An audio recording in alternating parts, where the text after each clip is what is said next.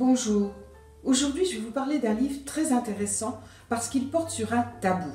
C'est Le dernier enfant de Philippe Besson.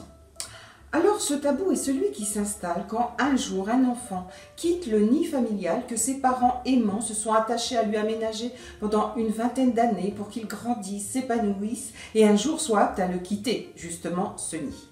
À ce moment-là, tout le monde fait comme si de rien n'était, s'attache à faire bonne figure car ce serait se montrer de bien mauvais parents que de s'affliger du départ, de l'envol de son enfant. Or, c'est une dévastation. Voilà ce que montre Philippe Besson dans son roman, où on découvre une petite famille qui vit en province, dans une ville pavillonnaire, une famille modeste, où justement Théo quitte le nid. On est le jour du déménagement, il va vivre dans la ville à côté pour faire ses études, il a pris un studio. Les parents l'accompagnent lors de ce déménagement, l'aident et on les suit dans les tâches qui incombent au fait de déménager et le prosaïsme de la chose. Et en même temps, tandis que tout le monde s'affaire, Philippe Besson a l'art de décrire avec beaucoup de finesse ce que ressentent les personnages au plus profond d'eux-mêmes.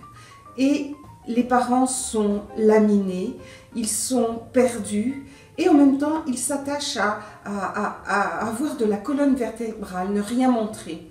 Et l'enfant aussi est très bien décrit, hein. Il n'y a pas de jugement, ce sont les faits. Et bien sûr, la mère est au centre de récit, mais Philippe Besson parle aussi très bien du père. Tous les personnages sont analysés avec beaucoup de profondeur.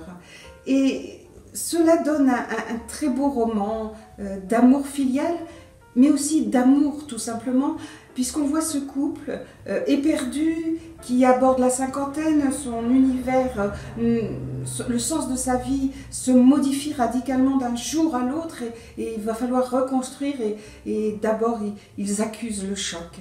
Voilà, c'est un très beau roman sur l'art de l'amour qui consiste à laisser partir quelqu'un et qui n'est jamais gagné. C'est un très beau roman qui dit l'indicible, qui met les mots là où tout le monde s'attache à maintenir du silence. C'est une belle lecture.